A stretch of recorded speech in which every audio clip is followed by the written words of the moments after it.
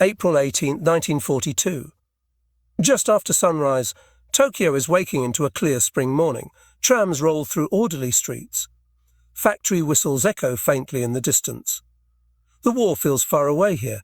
Somewhere beyond the horizon, across oceans the Imperial Navy claims to control. Japan's capital has not been touched, not once. Then the sound arrives, not the deep thunder of Japanese engines, but something unfamiliar, higher, rougher, out of place. Civilians stop and look up. Air defense crews hesitate, unsure what they are seeing. Dark shapes cut across the sky, twin-engine bombers where none should be able to fly. No carriers have been reported nearby. No enemy aircraft are expected here. The assumption of distance has been absolute. Moments later, bombs fall. Not many, not devastating, but real. Smoke rises from rail yards, factories, residential blocks. Sirens begin too late. Anti-aircraft fire scatters blindly. Confusion spreads faster than fear, because fear requires understanding, and no one yet understands how this is possible. For months Japan has carried the war outward, striking others in their homes. This morning the war has come back. And in that realization, brief, shocking, undeniable, the balance of belief begins to shift. December 7, 1941, had altered the geometry of the world. In a single morning, Japanese carrier aircraft struck Pearl Harbor, crippling the US Pacific Fleet and killing more than 2,400 Americans. Battleships burned in shallow water. Aircraft lay wrecked on runways. For Japan, it was a calculated gamble, an attempt to buy time by paralyzing American power before it could fully mobilize. In the months that followed, the gamble appeared to be working. Japanese forces swept across Southeast Asia and the Western Pacific with speed and precision. Hong Kong fell by Christmas. Manila came under siege. Singapore, once considered impregnable, collapsed in February 1942. The Dutch East Indies followed. Japanese troops moved with confidence, supported by naval air power that had proven itself superior in range, coordination, and experience. By early 1942, the Imperial Japanese Navy stood at what many historians would later describe as the height of its power. Its carrier force was intact. Its pilots were battle-hardened. Its commanders believed they had shattered Western morale. The Pacific, they assumed, had become a Japanese lake. For the United States, the situation was grim. The loss of battleships at Pearl Harbor had stripped away the visible symbols of American naval strength. Aircraft carriers, by chance not present during the attack, became the only remaining offensive tools in the Pacific, yet they were few, vulnerable, and still poorly understood as decisive weapons. American forces reeled backward, retreating from island after island, fighting delaying actions rather than decisive battles. At home, the psychological damage was profound. Newspapers printed maps showing Japanese advances marked in red arrows. Radio broadcasts spoke of lost territories and desperate defences. Though the American public rallied with anger and resolve, military leaders understood the danger of perception. A nation that believed itself powerless could become cautious, hesitant, defensive. President Franklin D. Roosevelt felt that danger acutely. He understood that wars were not fought by factories alone, but by belief. The United States possessed immense industrial potential, but it had not yet been unleashed. Shipyards were still retooling. Aircraft production was accelerating, but not yet overwhelming. The gap between American potential and American presence on the battlefield was wide, and visible to both allies and enemies. Japan, meanwhile, drew dangerous conclusions. Japanese military doctrine had long emphasized the concept of a decisive opening blow, cripple the enemy early, destroy their will to fight, and force negotiation before industrial strength could assert itself. Pearl Harbor had been designed precisely for this purpose. In Tokyo, many believed the strategy had succeeded. American counterattacks were small, disjointed, symbolic at best. From the Japanese perspective, the US Navy appeared cautious, unwilling to risk its remaining carriers. No American aircraft had reached the Japanese home islands. The empire itself remained untouched, protected by distance, by naval screens, and by confidence. Yet beneath the surface, American commanders were wrestling with a different reality. They knew they could not yet defeat Japan in a conventional showdown. Not in early 1942, not without time. But they also knew that doing nothing was not an option. The absence of American action risked allowing Japanese assumptions to harden into certainty. Somewhere between desperation and innovation, a question began to take shape inside the US military leadership. If Japan believed the American homeland could not strike back, what would happen if that belief was shattered, even briefly? That question would soon collide with an idea so risky, so unconventional, that it seemed almost impossible. And yet, in the dark months after Pearl Harbor, impossibility was no longer a reason to stop. It was becoming a reason to try. The idea did not arrive fully formed. It emerged quietly, almost accidentally, in January 1942, during discussions inside the US Navy about bomber range and carrier operations. Captain Francis S. Lowe, a submariner assigned to Admiral Ernest J. King's staff, observed twin-engine Army bombers practicing takeoffs from a runway marked with carrier outlines.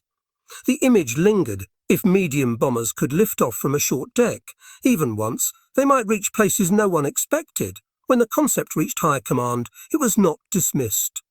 It was examined. Admiral King, aggressive by nature and deeply aware of the morale crisis, understood the potential value of a strike that would not win territory but would reshape perception. He passed the idea to General Henry Hap Arnold of the US Army Air Forces. Arnold, in turn, summoned one of his most capable officers, Lieutenant Colonel James Harold Doolittle. Doolittle was not chosen for bravado. He was chosen for precision. A veteran aviator, aeronautical engineer, and combat leader, Doolittle understood both the mathematics of flight and the psychology of command. When Arnold asked him whether Army bombers could be launched from a Navy carrier, Doolittle did not answer immediately. He ran the calculations. Weight, ha. Fuel, wind over deck, takeoff distance, margin for error. His conclusion was cautious but affirmative. The aircraft selected was the B-25B Michel, a medium bomber never designed for carrier use. It required modifications, removal of unnecessary equipment, additional fuel tanks, altered bomb sights, and strict weight control. Every pound mattered. Every gallon of fuel represented survival or loss. The mission's limitations were stark. The bombers would not land on the carrier. They could not return. After striking targets in Japan, they would attempt to reach airfields in nationalist-held China, more than 600 miles away. There would be no rescue force waiting, no second chance. Failure meant ditching at sea or capture. Volunteers were requested, but not fully informed. Aircrews knew the mission was dangerous. They knew it was secret. They did not know the target until late in training. They practiced short takeoffs at Eglin Field, Florida, learning to lift heavily loaded bombers into the air in less than 500 feet. Mistakes were corrected quietly. Questions were limited. The fewer people who knew, the safer the mission remained. At sea, preparations continued just as carefully. The aircraft carrier USS Hornet was selected to carry the bombers. 16 B-25s were craned onto her deck, every inch of space used, leaving no room for normal flight operations. The sight alone was unprecedented. Army aircraft aboard a Navy carrier lashed down like cargo rather than fighters. The task force would sail under heavy escort, including Admiral William F. Halsey's carrier Enterprise, whose fighters would provide protection. Radio silence would be absolute. Discovery would mean cancellation or disaster. On the other side of the Pacific, Japan remained confident. Its early warning system relied on distance, not expectation. Picket boats patrolled the approaches, but the assumption was simple. No enemy aircraft could reach the home islands without being detected far in advance. American carriers, it was believed, would never risk coming so close. This belief shaped everything. Air defenses were oriented outward. Training emphasized defense of occupied territories, not the homeland. The idea of an American bomber over Tokyo in early 1942 was not simply unlikely, it was considered impossible. By early April, the American task force slipped westward across the Pacific, unseen, unheard, and burdened with a mission that depended entirely on surprise. The success of the raid would not be measured by destruction alone. It would be measured by whether Japan still believed the war could be kept far from home. For the men chosen to fly the bombers, the mission carried a burden that could not be trained away. They were told plainly that there would be no return to the carrier. Once launched, the ship would turn away, retreating eastward at full speed. The aircrews would be alone over enemy territory, navigating across unfamiliar coastlines with limited charts and no radio guidance. If engines failed, there would be no friendly bases below. If they were captured, their fate was uncertain. Many of the pilots were young but not inexperienced. They had families, futures. careers interrupted by war. The knowledge that survival depended on weather, fuel consumption, and luck created a quiet intensity aboard the ship. Yet morale did not collapse. Instead, the crews focused inward, on procedures, checklists, mechanical details. Routine became a form of control. Jokes were exchanged carefully. Letters were written, sealed, and handed to officers for delivery if needed. No one dramatized the danger. It existed without needing words. James Doolittle understood this restraint. He made no speeches about sacrifice. He emphasized professionalism. The mission, he told them, would be executed like any other, methodically, precisely, without unnecessary risk. In doing so, he acknowledged the danger without magnifying it. The absence of ceremony mattered. It allowed the men to frame the mission not as a gesture of desperation, but as an operation with purpose. They were not being sent to die. They were being sent to strike. In survival, however uncertain, remained part of the plan. As the carriers pushed deeper into the Pacific, the aircrews watched the horizon with a different awareness. Every mile forward made the return less possible. The B-25 Mitchell was a capable aircraft, but not a forgiving one under these conditions. Designed as a medium bomber for conventional airfields, it now had to lift off from a carrier deck pitching with the ocean. There would be no arresting gear, no margin for hesitation. Engines had to deliver full power instantly. Pilots had to commit fully without room to abort. Engineers stripped the aircraft of anything not essential. Defensive armament was reduced. Bomb loads were calculated carefully. Additional fuel tanks were installed in the bomb bay and fuselage, increasing range but altering handling.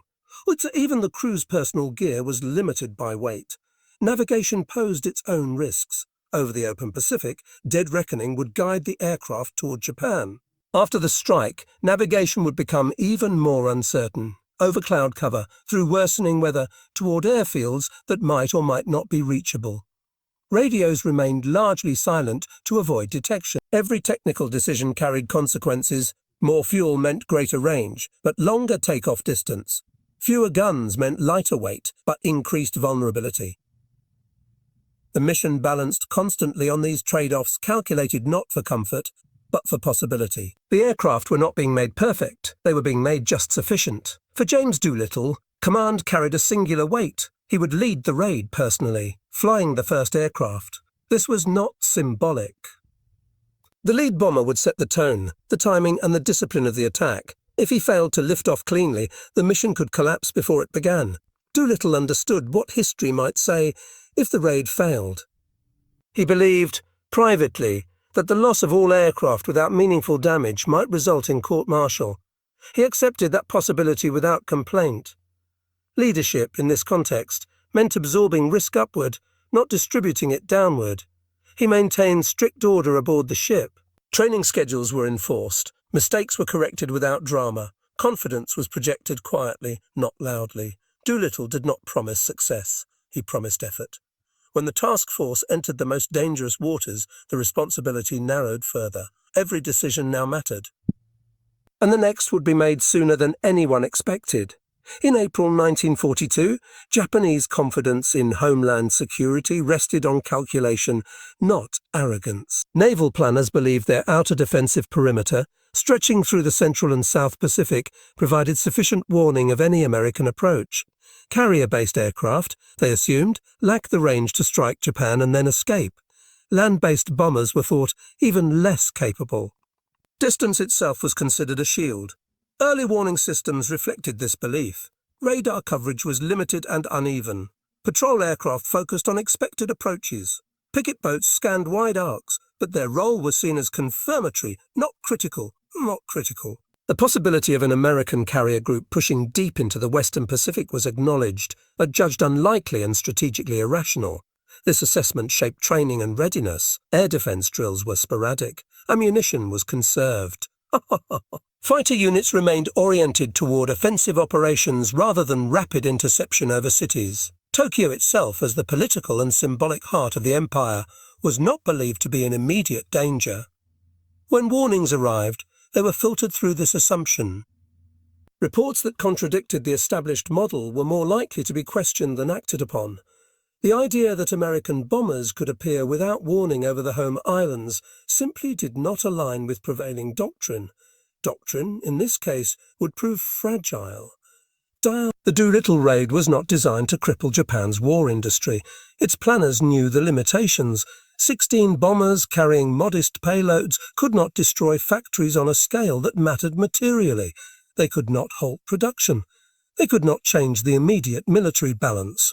What they could do was disrupt certainty. Shock functions differently from firepower. It bypasses calculations and strikes belief. It forces leaders to re-evaluate assumptions they did not realize were assumptions at all. In April 1942, Japan believed the war could be managed at a distance, that the homeland was a sanctuary while battles were fought outward. The raid challenged that belief in minutes. For civilians, the sound of foreign engines overhead carried psychological weight disproportionate to the damage inflicted. For air defense units, confusion replaced confidence. For commanders, the impossible had become fact. This was the true payload. For not the bombs, but the realization that American reach had been underestimated, and that the enemy was willing to attempt what logic had previously ruled out. The attack did not suggest American strength at its peak.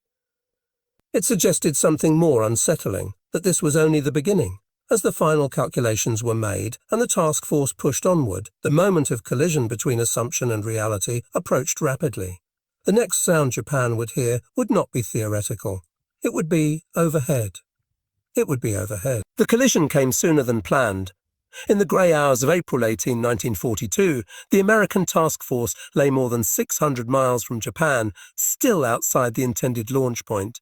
Seas were rough, winds were strong. The flight deck of USS Bu was crowded edge to edge with bombers, each one exposed, each one committed.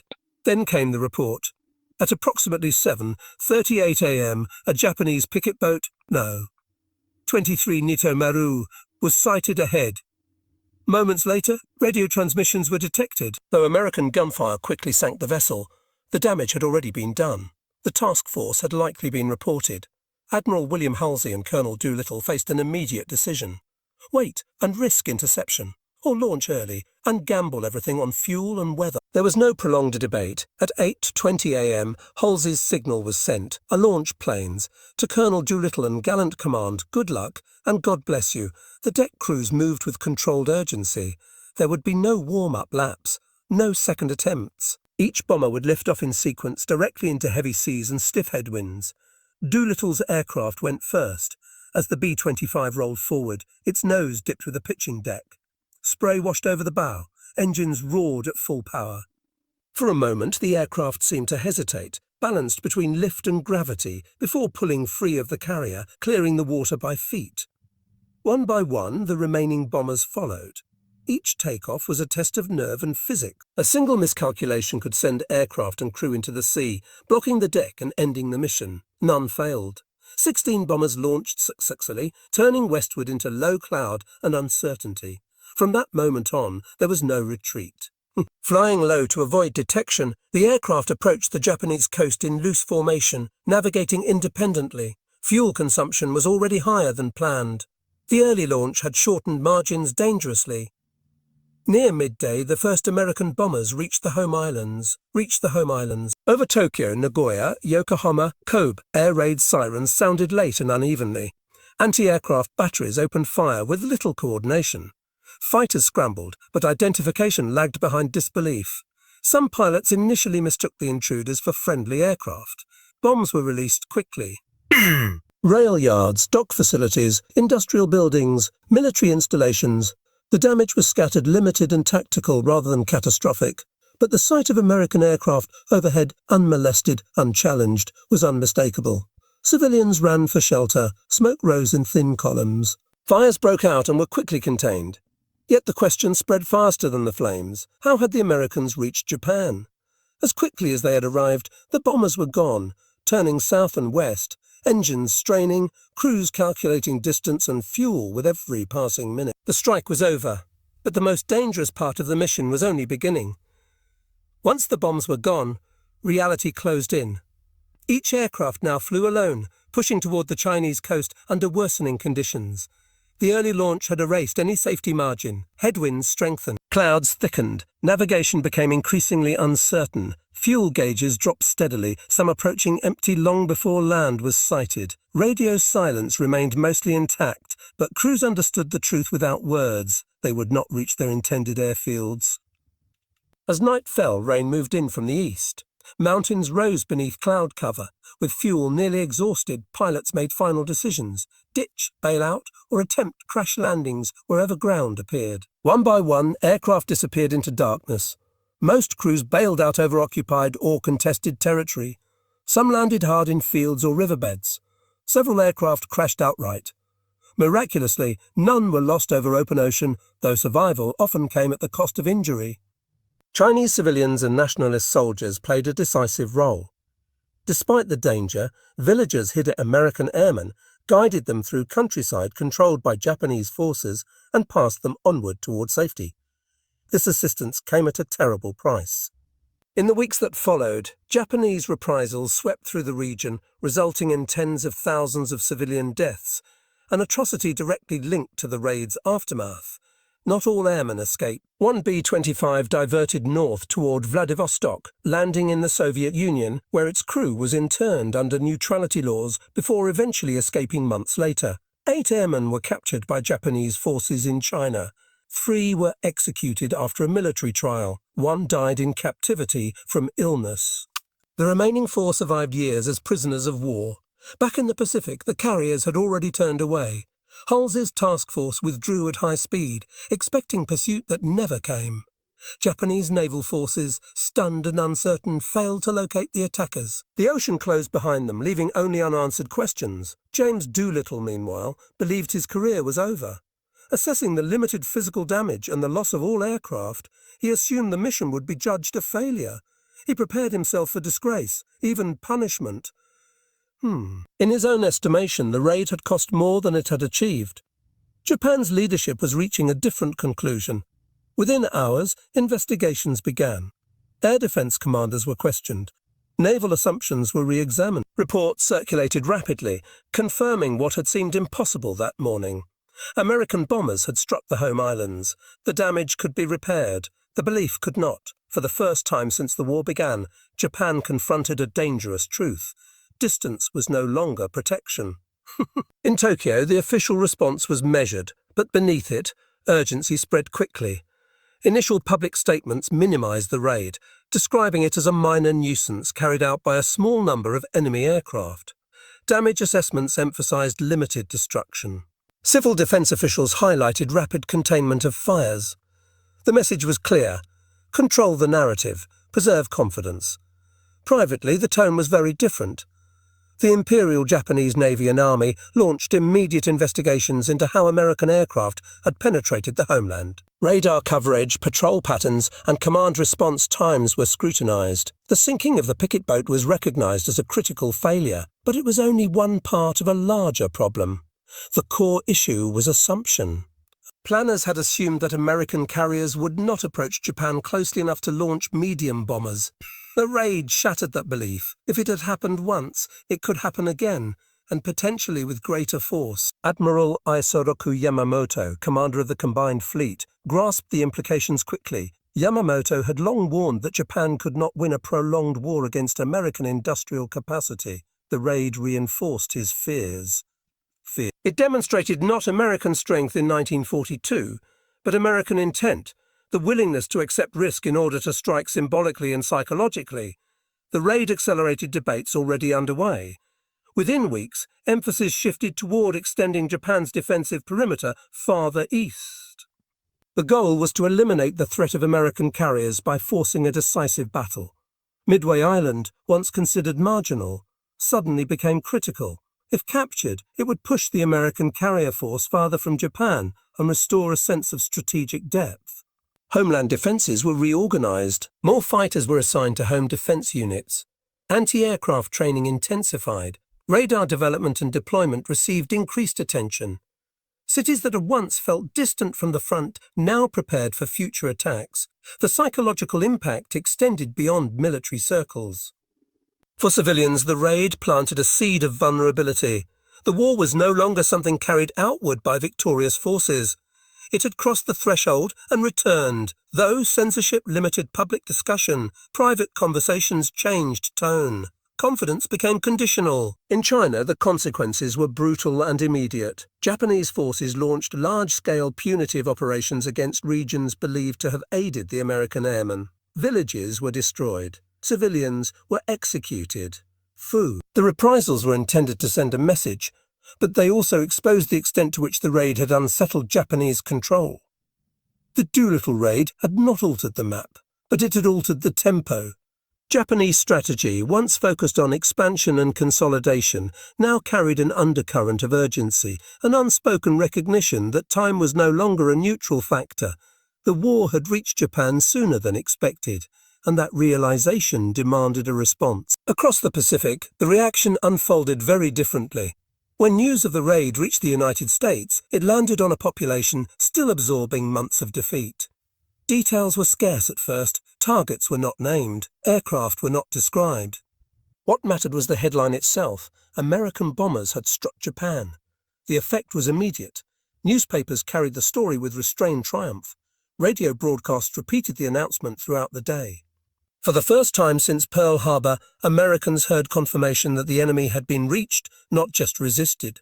President Roosevelt handled the moment carefully. When asked where the bombers had come from, he replied, deliberately, that they had flown from a place called a Shangri-La. The remark deflected operational details while reinforcing the aura of reach and mystery. It also bought time, protecting carriers still at sea. Inside the military, assessments were sober. Material damage was acknowledged as limited. Aircraft losses were total. Yet the raid's strategic value was understood almost immediately. It had demonstrated inter-service cooperation, operational creativity, and the ability to impose psychological cost disproportionate to force size. James Doolittle was summoned to Washington. Expecting reprimand, he instead received the Medal of Honor. His promotion to Brigadier General followed soon after. The message was unmistakable.